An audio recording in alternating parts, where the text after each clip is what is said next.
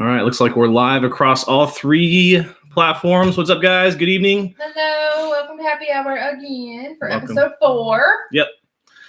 So pretty excited about this episode. If you missed, no. What? I was like, I was pretty excited about this episode. You go, Well, I don't know. It's a little nervous. I'm a little nervous, anxious, actually. Sure. So if you missed us last week, what were we talking about last week? Last week was arguments. No? Love languages. Sorry.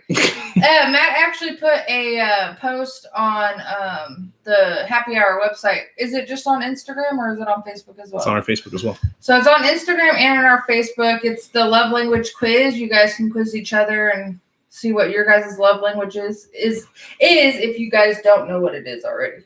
Right. So, to help you guys like it helped us. Yeah. So check that out. Yeah. So today's episode, this was Amanda's idea late last week. Mm-hmm. She wanted to do an episode on mental health. And I think it's important. Yeah. It's definitely a subject that you should talk about. Yeah. Yeah. So obviously, again, we've been together for a long time. So in the 15 years, we've dealt with our own issues and growing and some mental health issues and stuff we've had before in the past. So that's what we're going to be talking about and discussing just how important it is.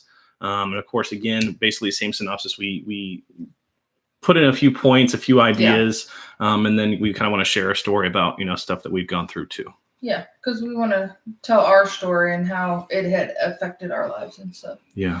So why is mental health important to discuss? So I think a lot of couples at some point, whether it's one or both, deal with things like depression and anxiety. Yes. And, it's normal. Again, I think I say this every episode is that we're human and as a result, we deal with emotions and things and we have to work through things and grow. Right. And so I think it's important to talk about and, the more it becomes something that we can have an open conversation about, I think the healthier it is for couples and people dealing with some of these issues. Right. It's a natural instinct, I think, for people to just sweep it under the rug and not talk about it and just kind of, a lot of people, I think, deal with it on their own when they don't have to. You know what I mean? Like there are people out there that will want to listen and want to help you. Right. Yeah. So, and I think that's the natural. A strong support system. Yeah, I agree that I think that's the natural human instinct is that when you're dealing with some issues like that is just to pretend like everything's okay and not talk about it, and not reach out or talk to people that could possibly help. Yeah. So, we kind of want to talk about how to, and again, I don't think this is the same story for every single person, but how to address some of these issues with your partner, how to approach them, just based off some of the stuff we've dealt with personally before. And, you guys are welcome to share as well. We say that every episode. We'd love to have more input, from our followers and our friends and family. Yes. Comments and stuff are always appreciated. But I think the first and foremost is you want to ask questions and listen to your partner, right? It takes a lot of empathy to understand, try to put yourself in their shoes. I kind of deal with this, Amanda deals with some anxiety. Yes. And sometimes I'm gonna be honest, it's a little bit hard for me to understand just because I don't deal with anxiety. I did when I was very young. I had a lot of anxiety about new places and new things. It was weird. Yeah. And I was able to work through those things and grow. And now I really don't ever have much anxiety, or if I do, it's fleeting. And as soon as I jump right in, it's gone. Right. So being able to empathize and must be nice. try to put myself in her shoes or in your partner's shoes in your guys' situation, and trying to look through their eyes, how they could possibly be feeling this way and, and helping them work through it. And then when you talk about it. Oh, sorry. Go ahead. I was just going to say with that, the way Matt helps is he'll ask me. And then if I'm just not right now, I just need to, you tend to back off. No. Yeah. Yeah. Because that's one of the things we covered in an earlier episode too, is that you're the type of person that can't really, you're like putting the puzzle together in your head, right? Right. Yeah. Because you don't quite understand how you feel or why you feel these things yet. And right. So you're just kind of trying to formulate an idea in your head and you need time to work through that. Yeah. So I think when you talk to your partner too about some of the issues, if it's depression or anxiety or whatever it is, that you think about the time and place you would address the situation. I think sometimes that, especially if you're moving right along and your partner's dealing with some stuff and maybe they're just trying to grow or change something about themselves, and it's going to be more difficult for you to go from your happy place and then talk to your partner and say, what's really going on. And of course you want to pick the right place for that too. I think that somewhere quiet, somewhere where they feel safe. Yeah. Or, I don't like to be questioned in front of a lot of people. Mm-hmm. So. That's true. Yeah. So if you're going to say something, you don't have to necessarily say it right then and there. Like you could wait until like we get into the car or we get home or, you know what I mean? Yeah. Because I know what I'm doing. It gets crazy sometimes in my head. So yeah. I think what you're trying to say is like it can make it worse. Right. If I try to shine light on something yes. at an inappropriate time when we're surrounded by other people. Which doesn't happen a lot because I'm actually pretty open about my anxiety and my depression and stuff like that. I've learned to say it out loud because it helps me. Like, I don't know why. Like, I have to say it out loud, but I don't know exactly why. It just does something for me. Yeah, for sure. So, another thing, how to address your partner and stuff with this mental health is you have to treat them the same way as well. Like, just because I'm a little crazy doesn't mean that I don't know how to explain it. Like, I think, like, if you're dealing with some anxiety or you might feel like right now, right, that it's important that I would treat you just as I would any other day. Right. Because the more. Don't baby me. Don't be like, are you okay? Are you sure? Like, I hate that. I hate when it's just like, are you okay every 2 seconds or can I do anything? It's just like, yes, just like. Right. I've acknowledged it. You've acknowledged it. Let's just like not acknowledge it anymore. You know what I mean? Yeah. I think if you make it a big deal and that person dealing with those issues then it's just going to make it worse. Right. And so we need to understand that we see the issue, and we understand that we're trying to work through some things right now. Right. But again, it's okay. It's not something, that, we don't have to rush you to the ER or something, because that's just going to make it 10 times more lethal. And I'm that type of person too, where if I get anxious about something, like my body and my brain already hypes it up like tenfolds. Yeah. So if anybody's like, maybe we should go to the doctor's, then I'm sitting there like panicking, like maybe I should go to the doctor and like freak myself out. Yeah. Like it's not a good thing. Right. That's when the WebMD searches happen and everything else. Like, oh my God, I could possibly, my arm's going to fall off. So then they're done that. I think also the most important thing to talk about too or the most important attribute, I guess, in dealing with your partner's mental health or some issues they may be working through is just going to be patience. You have to stay patient and understand that they're trying to work through it, in their mind's eye, she would love to snap her fingers and be okay. Yes. But if I didn't have to have this would be wonderful. Like, right. I remember the days I didn't have this, actually. So. Right. So you just got to be patient and let them work through it and be there for them and just be present. Don't try to fix it. Yeah.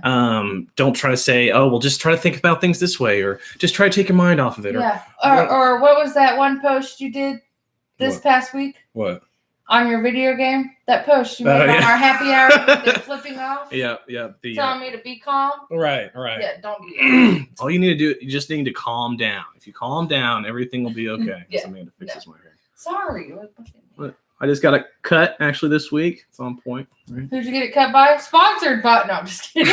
Holly, Barber Queen. King's Club. Right. Okay. Little plug there. Sorry. And so in talking through all this, again, we don't have all the answers. But if we did, we wouldn't be here. Right. So we moved down to Florida from the Kansas City area 4 years ago. Almost 4. It'll be 4 years the end of May. Or the middle of May. Yeah. And we did this in the later part of our 20s, which I think for anybody in the later part of their 20s, it's a transitional period. You know, you're still coming into yourself and finding out what's really important to you. And we went through a pretty dark period. You know, it was pretty difficult for us. So we sold everything that we owned for the most part. Except for our bed and our TV. Well, we sold our TV too, didn't we? No, it was our bed and our TV. Yeah. And our animals. Yeah. We didn't sell those. Everything else that we had collected as a couple from the 11 years before that, we sold. We got rid of. In a garage sale. Yeah. Okay. Not to change the subject, but this dude was selling our garage sale stuff, right? And somebody was like, "Hey, you got some rugs?" And Matt was like, "Yeah, I got some rugs." He runs into our house, which I wanted to keep our rugs. He ran into the house, got the rugs, and sold them. I was slinging rugs. Slanging rugs. Yeah, I got what you need, man. What you need? Area runner. You know, 5x6. I got you. No problem. Sorry, I didn't mean to get off topic. But anyway, so we moved here. Right, and we moved in with my mom. It was cramped. And little brother. And their two They had animals. 2 dogs, and then we had a dog and 2 cats. Mm-hmm. And in a small house. And I had just transitioned jobs. Amanda was trying to find a job. So that was stressful. We finally got out of my mother's house into another place of our own, which was a lot bigger, plenty of room. Yeah. But at the time, I was the only one working. We had one vehicle. Well, yeah, because I did work with Matt. I started at State Farm, it was in August, I think. Mm-hmm. And then since Matt was switching jobs, I couldn't work there anymore. We had one car, and that job was all the way in Destin. So, and he had to go all the way to Pensacola. If anybody knows, they're on opposite sides of Fort Walton Beach. Right. Both Destin's, I guess, 30 minutes. But anyways. So I was the main breadwinner. So I took our only vehicle out to Pensacola, which is an hour drive, one each way. So an hour drive to get there, an hour drive back. Plus the traffic. Right. Plus the traffic. Plus it was a very toxic work environment for me. I had some management issues, and just it was bad. It was not good. Yeah, it was terrible. Yeah. And at that time, in the middle of all this happening, right, all this huge transition period, us trying to grow, us trying to scrape by, start everything fresh. She's trying to scramble to try to get rides when she can, because at this time when all this happened, you weren't working, right? Yeah, no, I was not. Right. Working. So she was home all day by herself trying to find a job, which is difficult when we only have one vehicle. She was going to have to try to find something very close to the house. Yeah. That his brother could pick me up, or his mom could pick me up and take me to. Right. Which was kind of annoying. And so on both parties. Right. And money was tight. Really tight. So since I was trying. Well, you weren't, I think too, we found out that you weren't making as much as you were supposed to be making either. Yeah, that didn't help. But anyway, so all that happens. We weren't, how long did we live there? Not even a year. Yeah, no, I don't even think it was a year. But the price of the rent went up, and we just couldn't afford it anymore. So we split that, and we moved back in with Matt's mom. Right. But before all this, when we had that really dark period, you had that health scare before we moved back in with mom. Yes. Right. Did you want to talk about that? Yeah, I can talk about that. So, hello. Sorry, they're saying hi. What's up? So where all this anxiety and depression came from for me was back in Kansas City. I had a health scare with how do I say this? I guess with my period. Mm-hmm. I mean, not trying to be graphic, if that's graphic for people. No, it's a normal thing. Anyways, I was producing really big size clots and stuff. And so back home, we didn't go to the doctor. We didn't do nothing. Never seen an OBGYN ever in my life. And we kind of shook it off. We went to the doctors because I felt like I was losing too much blood, and I was like in and out of it. So we did go to the hospital, and I got on some prenatal pills, I think, and iron pills or something like that. Right. And that helped. She was slightly anemic. Yes, because I was losing a lot of blood. Because she was, and she had always been very irregular. Yes. Through her whole life. I could go a year with bleeding or a year without bleeding. Mm-hmm. Like, it was bad. So that happened in Kansas City before we moved down. In fact, just before. And we tried to maintain it with like vitamins and stuff. And and you know, we kept talking about it back and forth, trying to, I guess, pretend. I miss you guys. Miss you too. it was, I guess we were trying to fix the problem with vitamins and stuff because we didn't have to pay to go to a doctor, and it was a scary situation on top of that. Well, that time we didn't have a lot of money. I don't know. We just didn't care at that point. Right. So in our life. So fast forward from that happening in Kansas City, and then she's still a regular and everything, but she didn't have quite the fallout that she did in Kansas City. Right. And then fast forward to when we're living in the house we were just telling you guys about, where again I was Green Acres. Right. I was only working, one vehicle, all that. I was by myself. And then it happened again. Yeah, we were at dinner, and all of a sudden I felt something, and I was like, "Shit, I think I started my period." So I went to the bathroom. I had a really huge clot, like not to be graphic, but it was probably like this big. Okay. And so I start freaking out, and I don't know exactly, like it slowed down just a little bit, but it was still there, just not as heavy.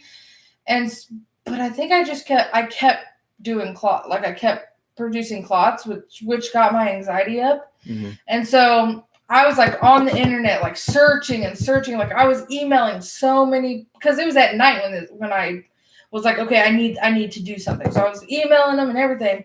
And this one doctor, she actually called me and was like, this shouldn't be happening. We need to get you an ASAP. She's like, our phone is on 24/7. Like anytime you need us, blah, blah, blah. And so Matt had called. Right. Because, I get anxiety for just calling people on the phone sometimes. And so I had Matt call. Yeah. And I kind of explained what had been going on. So this was the breaking point for us, right? This is when we finally said, we need help. We can't remedy this on our own. Right. And beyond her physical state, her mental state, I mean, there was, I would come home from a pretty rough day. And I mean, my boss hours would cuss at me and tell me how terrible I was. And I'd come home, and Amanda would be in the mental state where she hadn't moved from the couch all day long. Nope. I wasn't eating. Thor was lucky to go outside. Poor guy. Like it was bad. I was on the couch.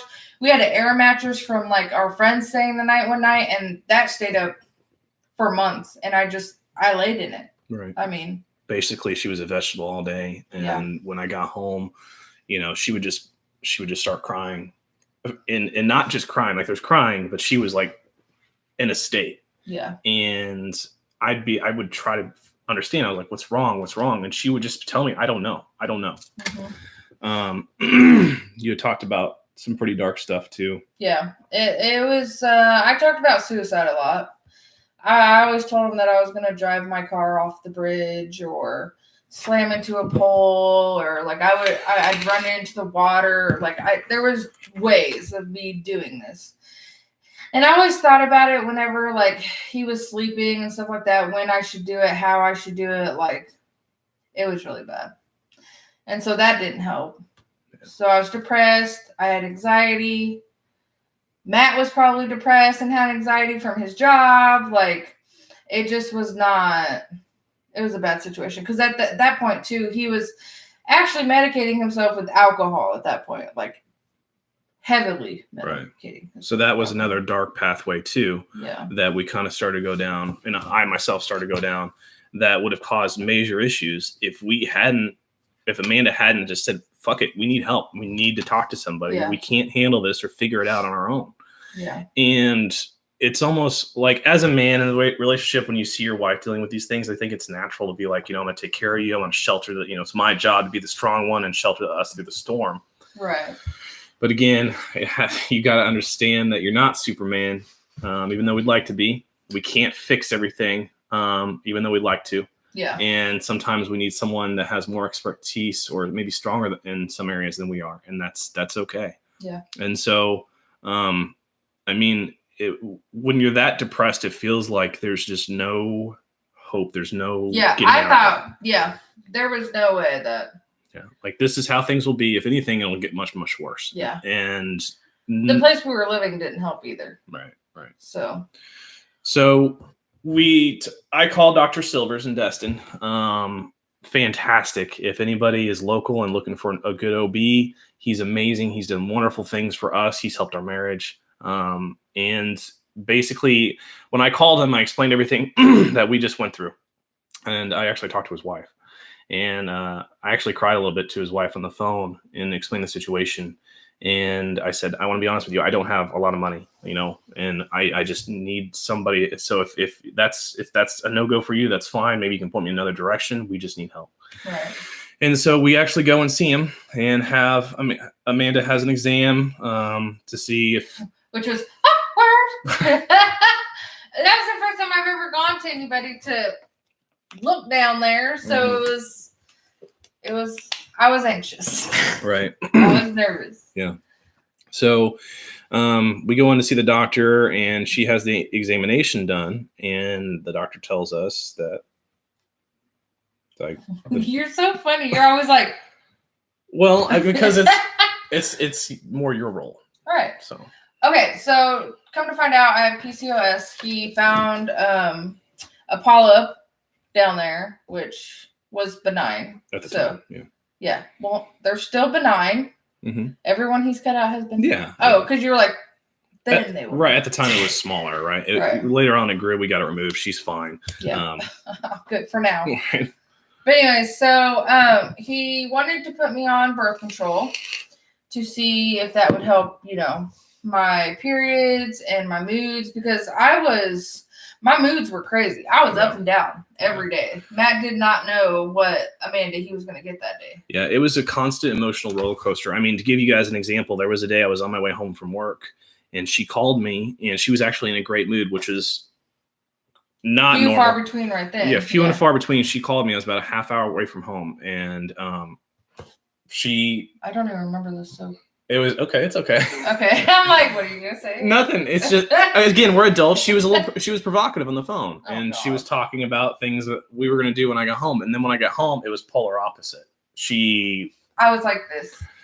She was crying, and she was in that depressed state again. Not in a good place at all. Yeah. So again, it was my job to try to help calm her down. Sorry, babe. It's all right.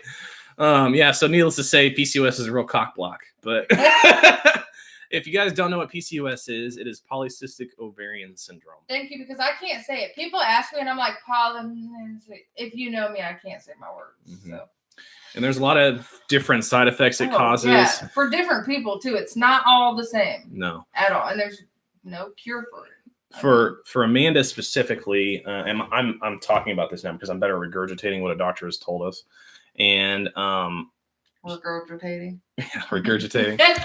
Basically, what the PCOS is for her is it kept her from ovulating, right? And because she's not ovulating, she wasn't having a normal cycle, and because she wasn't having a normal cycle, when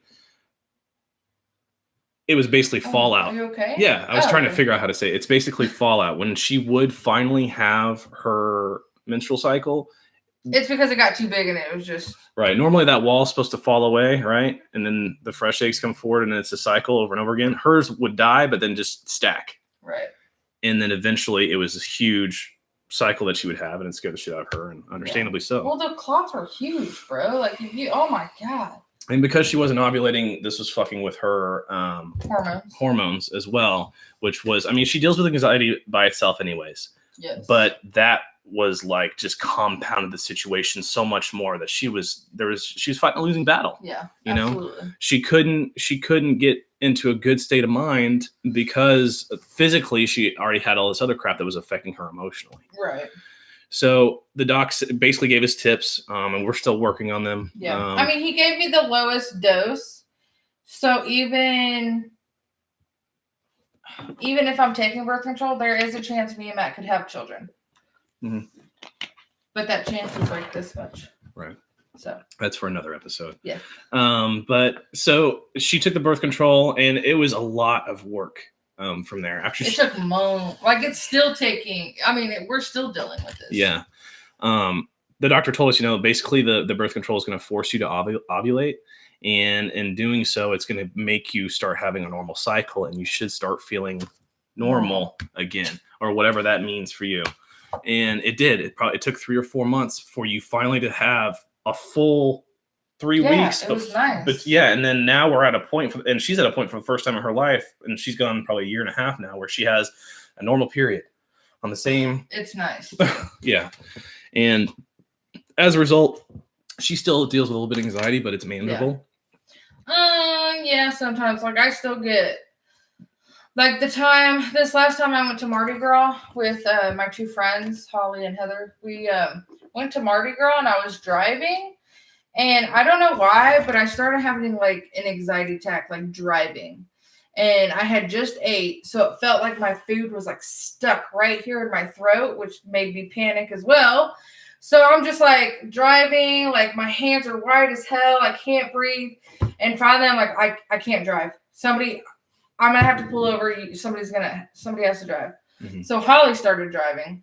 But that whole weekend, it probably took me a good another month just to come back from that attack. Because it was like, I get them every now and then. I was over at my friend Holly's house. When was this? Like a few weeks ago? Remember when I told you? Mm-hmm. So, as everybody knows, I smoke. And I had happened to smoke way too much.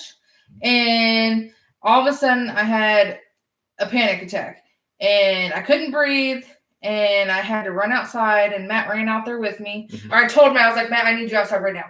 And so I go out there, I can't breathe. Like my eyes are all blurry and I'm like swaying back and forth. And mm-hmm. like, I'm telling him like, we have to go home now. And I'm like freaking out, like talking really fast. Mm-hmm. And it was a hot mess. It took probably 15, 20 minutes maybe? No, not quite that long. It probably felt like that to you. But yeah, it felt like forever. We were outside for probably 5-10 minutes. I just stayed calm and I was patient. I was like, and I whenever she gets like this, I'm just calm and patient and reassuring. I'm like, it's okay. I'm here. It's fine. Do you want to go? Because we can go if you'd like. Or do you just want to stand out here for a minute? I'll stand here. Right. I'll just be here with you. Well, my whole body was like, it wasn't numb, but it was tingly. Like from my head all the way down to my toes, it felt like my whole body was just like mm-hmm. not there. It was really weird. Right. But eventually she said, I think I go inside. I think it'll be okay. I said, okay. Yeah. I went inside and drank some water and I kind of told myself everything was okay. Everything's normal. Nothing mm-hmm. happened. Like, and then I think once freaked myself out. Once she realizes that, once she sees, everything's fine. The world keeps spinning. Everything, we're still just talking. She's in a safe place with people she can trust. Then eventually she comes out of it. But right. So basically, we just take it day by day. Yeah, and dealing with when you get to that, like our darkest point we had together. It's just taking it day by day. After that, Amanda got a job, and then eventually, which helped a lot. Because I'm sorry, I don't mean to. That's okay. Go ahead. But it's to keep my mind off of it. Mm-hmm. That's what really helped. Yeah, her locking herself in the house all day was not good. No. And so she had a purpose, right? And because she got another job, we got another car, so that made our lives a little bit easier. Yeah. And just little things that happened as life goes on. We kept. Every day we said, today's going to be okay. We're going to try to do this. We had goals and we kept on working for those goals. Well, and even now, like we're trying to eat better. I'm trying to get him to get a gym membership. Yeah. So we're trying. Mm-hmm. I'm trying at least. I write. My friend Shanta got me a journal, like calendar book thing that I write in. And so it helps a lot when I have stuff like that to do with my anxiety. Yeah, 100%. I was going to say something else, and then I totally just blanked out. What was that about? Damn it. Can you remember anything about it? No. Damn it. I hate when that happens. So, basically I think it's important to know that everybody's going to deal with these things. I think everybody at some point is going to deal with depression. Everybody at some point is going to be anxious or feel some way about something, right? And just being able to have the open conversation and then realizing that if you can't figure it out yourself, reach out for help. There are plenty of people out there, like us, Call me, text me. I'm always down to text and mm-hmm. make sure y'all are good. Mm-hmm. And it's okay to have to seek professional help or talk to somebody who has a specialty in that. Yeah. It's okay to talk to these people because they see it, deal with it every day. And all this idea, I think, especially nowadays with social media and everything. That's the worst. This perpetual idea that everybody has this perfect life and everybody's happy all the time. Everybody's doing these amazing things. That's when half the time you're just sitting on your ass watching TV or. Mm-hmm. That's bullshit. Yeah. It's bullshit. I think underneath that facade that we all do it at some point. Right. I guess. That facade that everybody puts up that everything's wonderful where, everybody's probably going through some shit. Yeah. Everybody's trying to grow. Everybody's trying to work through You don't know anybody's story. Yeah. Yeah. So absolutely. Well, I think that pretty much wraps up episode 4, guys. I thought this was a good one. Just talking through it and stuff made me feel better. It's always kind of like when we get through these at the end of it, it's just like, like, right. The shit's out. Yeah. You know what I mean? That's what we talk about too, is it's therapeutic for us because, we talk about, we set ourselves up through the week about what the episode's going to be about, what we're going to talk about. Right. And then when we finally get to this point, it's like we just it's like, again, this weight, like we've been able to exhale. So. Right. Anyways, thank you guys for watching so much. I really appreciate it. If you're watching us on YouTube or Facebook, we do have a YouTube channel. You guys could like that or click the subscribe button. That'd be pretty cool. I kind of made this deal with myself that once we get 100 likes on our Facebook page or 100 subscribers, which will probably be likes, but for subscribers, the way things are looking, I'm going to get a professional actual HDR camera to film us. So when you watch this on YouTube, it won't be on the shitty webcam. Laptop? Right. It'll actually be with this. Hey, we got 2 viewers. Motion trails here. It'll actually look a lot better. So it probably looks weird on there. Right. I'm just doing it. So share it, like it. Blankets. Don't look over there. What's your thing? Click it, like it. Click it, like it, share it. Something like that. Something like that. Anyways, thanks guys. Have a great night. See you next Sunday at 6 p.m. Next Sunday at 6. Thanks guys. Till next time. Ooh. Squawk. Squawk. Tweet. That's not what I mean. What were we doing last night? I don't know. We weren't going boo. We were doing something else. No, we weren't making monkey noises.